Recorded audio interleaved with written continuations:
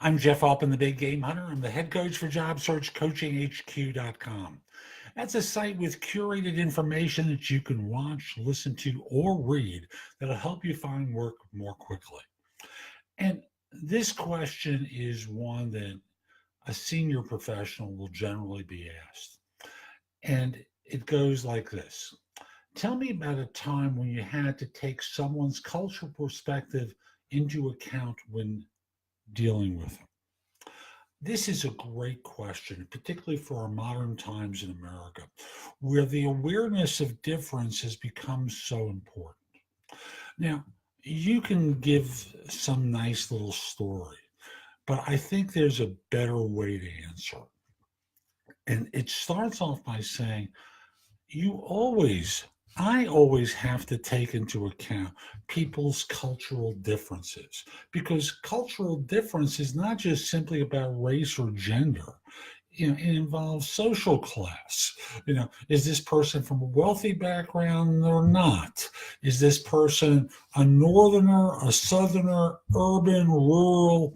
There's lots of stuff that's going on behind the surface or behind the scenes. Was this person, born biologically or adopted? We make no assumptions about anyone and anything in our interactions with one another. And in doing so, what we're doing is inviting whole participation. We create a climate where people can trust. Now, sexuality, get into the habit of saying, either wife, husband, partner, or husband, wife, partner, because you don't know gender identity. You don't know preferences. Many people are not open to revealing. And even if they say my wife or my husband, that's voluntary. And until you know what their orientation is, again, something to just be aware of and develop the habit. Because especially for the audience that you're dealing with outside your organization, you may know everyone within the immediate group, and you don't know the people that you're interacting with. So you may be dealing with someone from a different group that you don't know all that well.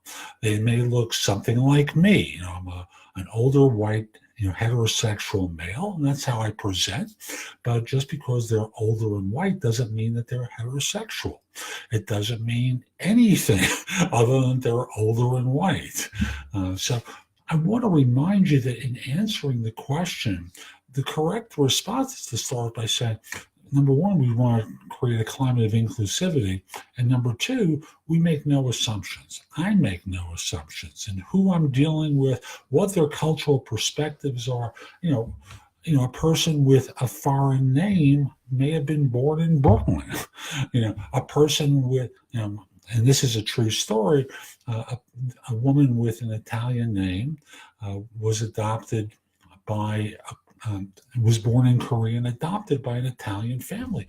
We just don't know.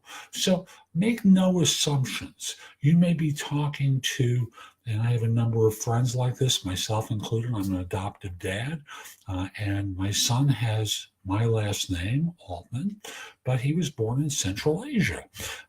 You don't want to be critical of people from different backgrounds or make one of those slur comments, not knowing what's behind the scenes. So again, the correct answer is talking about, I know nothing. And thus I try to create an environment of inclusivity where we make no assumptions about the others, and people are free to share their input and their perspectives, and it's drawn out of them. How do you see things? I want to make sure I don't have any blind spots, and thus invite them into the conversation, the decisioning.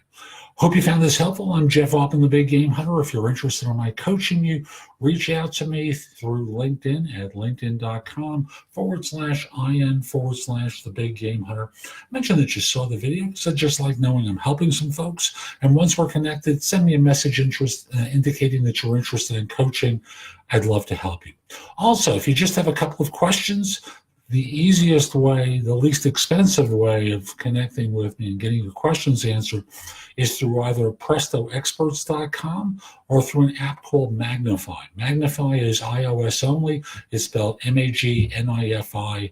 It will help you a lot. Hope you have a great day. Take care.